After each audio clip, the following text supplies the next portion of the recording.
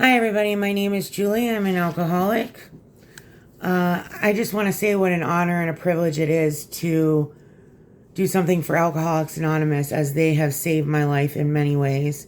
I'm really hoping that God uses me as a vessel tonight to share a good, positive message to the newcomer and to everyone sitting here. If I help one person sitting here tonight, then I will not have failed. I will say, disclaimer, drugs are a big part of my story. So if you're offended by, the word drugs, I'm very sorry, but it's just my story. I guess I'm going to start from the beginning, just do a little background here. Not going to tell you my whole life story, but, grew up in a very small town, Ripley, New York. Some of you might know it. It's, right next to the Pennsylvania state line, about an hour and a half from here. Grew up there. Very small school. 28 kids in my class. I mean, it was small. When I say small, it was small. I was on sports teams. I got really good grades. I was just all around good student. I actually had a part-time job by the time I was 16.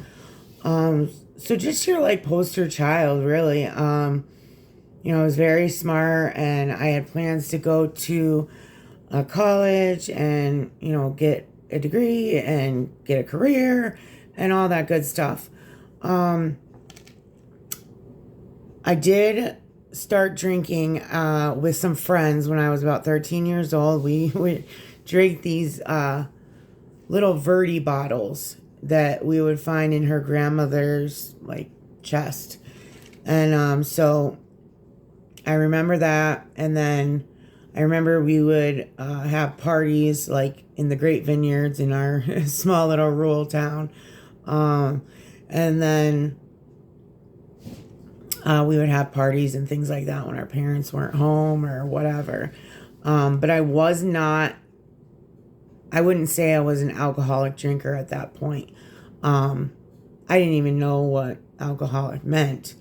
But I did black out, and I did throw up. I mean, yeah, looking back, hello, I was an alcoholic from the start, but I didn't know that. My parents were both alcoholics and addicts. My stepfather was also an alcoholic, and pretty much my whole family, I was surrounded by them. Family parties, there would be a lot of drinking going on, smoking cigarettes. My dad smoked pot. Drugs and alcohol were just everywhere around me, and I didn't know that it really wasn't normal. I thought that was normal. When you grow up, you drink. So that's exactly what I went on to do.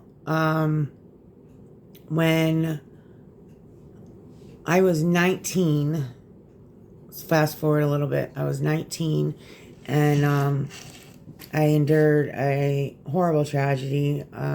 My sister was driving home from work on a rainy day. I had actually just called her because we were having family dinner, and she was running late, and I was like, hurry up and get here. And I yelled at her. That was, ended up being the last time I would ever speak to her. She got in a car accident in the rain, and her car flipped over 3 times, and she wasn't wearing a seatbelt, and she was killed by blunt trauma of the head and chest, and she was dead on the scene. I actually was on my way to work by this time, because she just didn't show up for the dinner, and we worked at the same place. So I'm on my way, and my friend Ashley called. She was also on her way to work. We all worked at the same place. It's the only place to work in town. So she had called me and said Laura's car is on the side of, it's in a field. And so I was actually only like 3 minutes away from this location at this time. It was like so surreal. And so I got there and we didn't know where she was. I was hopeful that maybe she had climbed out of the car and went to a neighbor's house or something like that. Eventually someone found her underneath the car. And there was about 10 of us there by that time. And we, 10 of us lifted up that car. And she was under there and she was already dead. So, 19, I lose my best friend and my sister. And my life was over. I didn't know what to do. I had never suffered a loss like this. I never suffered something so sudden. I was a kid still. So that's where my alcoholic drinking took off. I started doing illicit drugs at that time. And I just wanted to bury my feelings. I did not want to feel.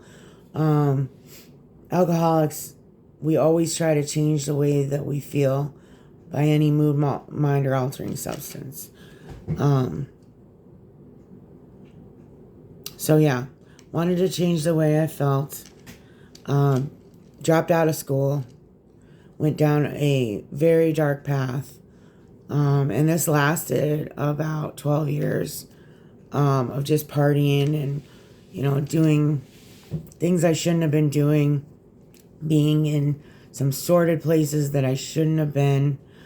I had been robbed. I had been around people that had guns. Now, it wasn't like they didn't point the gun at my head or anything, but like I was scared. Like I would put myself in these situations and with strangers, and I'd go to their house and stuff, and I wouldn't know, what they were gonna do.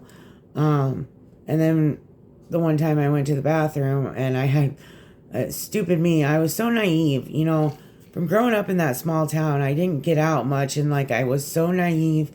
I wasn't very street smart at first. So someone stole the $400 that I had made waitressing that night. And I don't even remember how I got home. I don't. And this is where my drinking took me every single time. My friends could go out. They could drink until, midnight, maybe 2 a.m, and go home. I never could go home.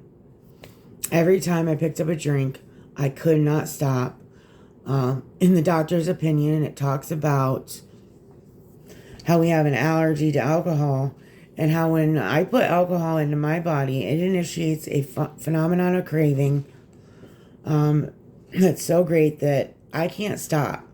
So now I have this phenomenon of craving coupled with a mental obsession, for alcohol and drugs. And that's what I set out to do. Every single time I drank, I ended up in some precarious situation, somebody's like garage, whatever. And then I'll tell you a little story about my mom and I. I told you that my mom was an alcoholic and an addict. That's an understatement.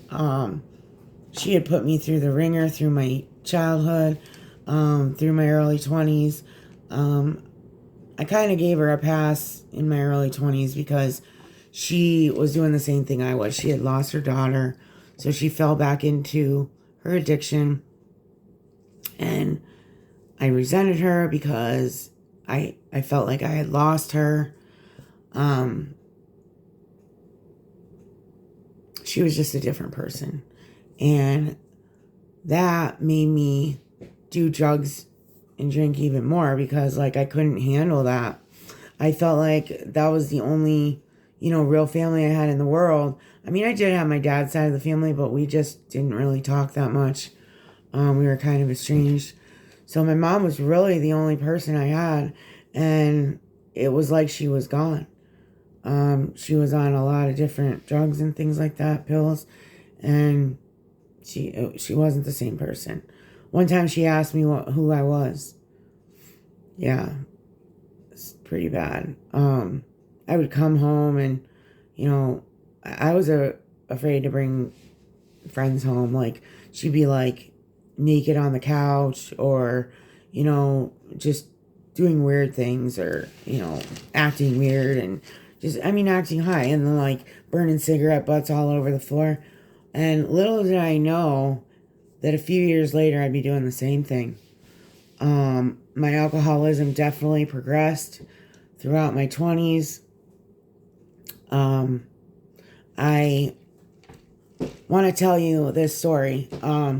So when my grandmother died, that's not the funny part. When my grandmother died, she left me her house, left me and my mom the house as part of our inheritance. And we had a bright idea. Let's sell the house and move to Florida. So we sell the house, we move to Florida, and we're on the way there. I have a U-Haul truck attached to the back of my Honda Civic, and we had partied the whole night before with heroin, cocaine, drinking, all at once. We partied the whole night before, and then proceeded to drive the next morning on no sleep to set out for Florida. Before we left, we made sure we had $1,000 worth of cocaine and $1,000 worth of heroin. We also had like bundles of Suboxone, Adderall. If I would have gotten pulled over, I would have been, I don't know how long I would have been in jail. Luckily, I did not get pulled over. Should have. I actually blacked out for about 3 hours while I was driving this car with the U-Haul. I came to, and like these semis are going past me, beeping their horn. I'm like going in the other lanes and stuff. And I come to, and I'm like, oh my God, I'm driving. It was crazy. And my mom and I, we argued the entire time. There was a point where she had to go to the hospital because I thought she had overdosed. She was in the passenger seat and was not responsive. So I take her to a hospital. Sorry, I was a little thirsty. Take her to a hospital. And by the time we got there, she had come to. But now there's police there, and they want to know what's going on. So somehow I'm able to hide all the drugs. I hide them in a pack of hand wipes. And little did I know that would soak the drugs, and they were ruined. So Mom and I, after the police thing, we go to this hotel. We get separate rooms because I'm so angry at her. And then later on, we had talked and made up, I guess. And I was trying to dry the drugs with a hairdryer. These are the things that I would do. Remember, any of you that have done cocaine, just sniffing the carpet, looking through the carpet for crumbs. I'm snorting crumbs off of a carpet. It's insanity.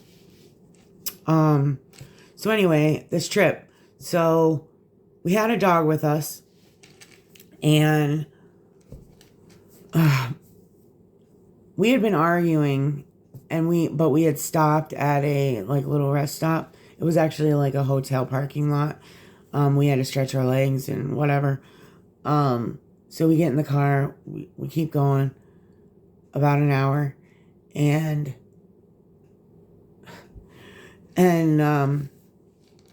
we were arguing, and finally my mom said, "Stop yelling, you're gonna upset Coco." And I look back in the back seat, and I'm like, "Mom, where is Coco?"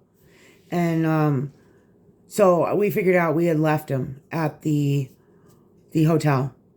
And so I proceeded to turn around. We go flying back there, and we both thought he was gone, or somebody was going to steal him, or he was going to get lost or whatever. we got back there and he was just standing there, so cute and, like so sad. We had just left him. But it's like, again, that's the crazy shit that would happen when we're drinking. So, we finally make it down to Florida.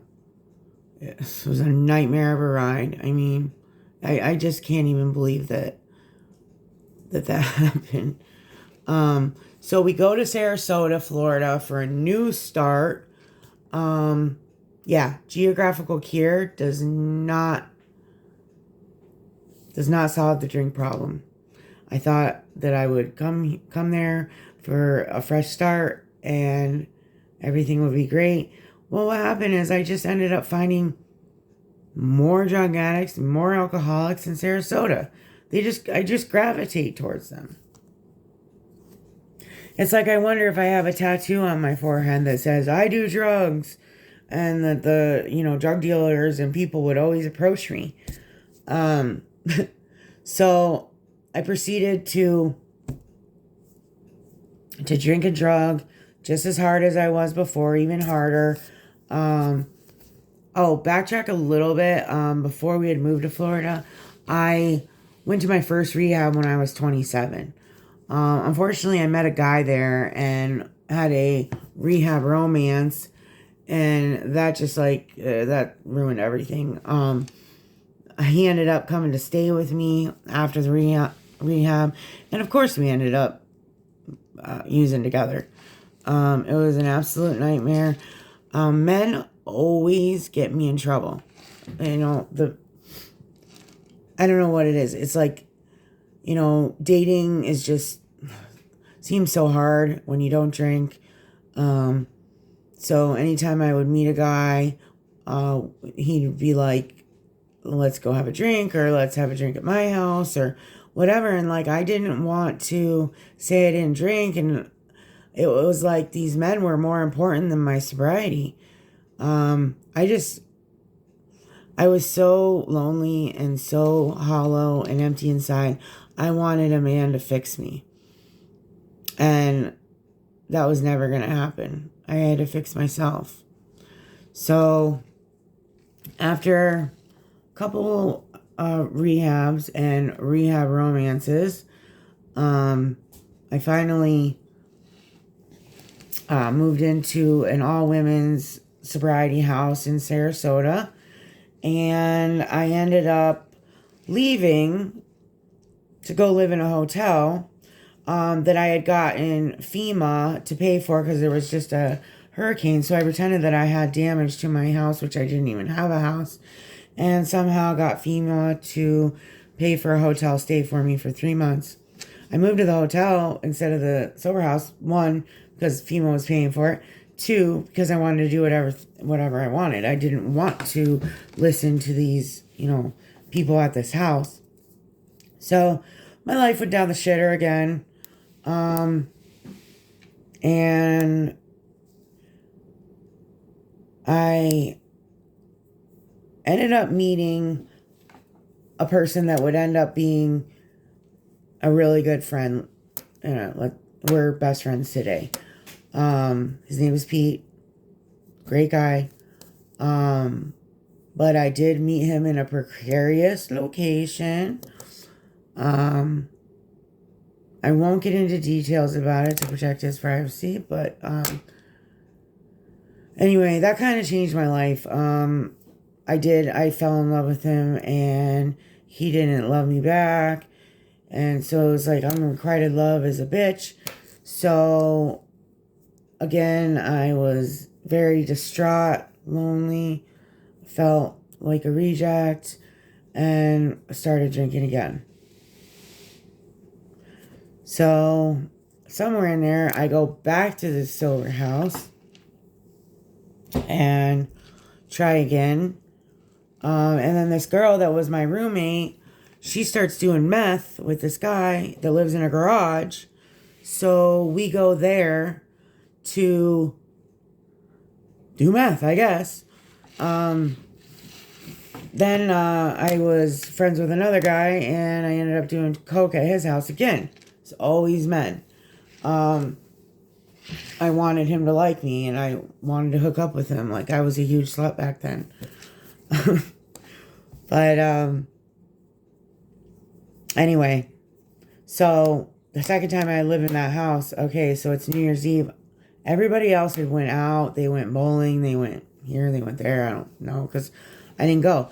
I was just sleeping in my bed, and the house mom woke me up at 1 a.m. and said, we're all taking drug tests. And I was like, shit. Because I had done coke with that guy 2 days prior.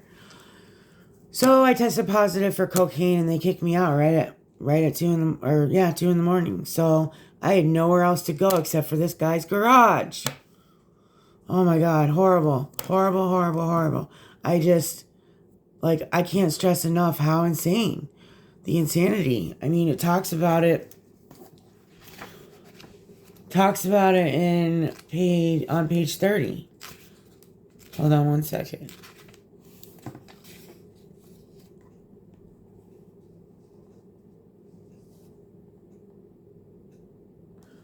The persistence of this illusion is astonishing. Many pursue it into the gates of insanity or death. So, yeah, I pursued my addiction to insanity and death. And I ended up having a lot more consequences, too.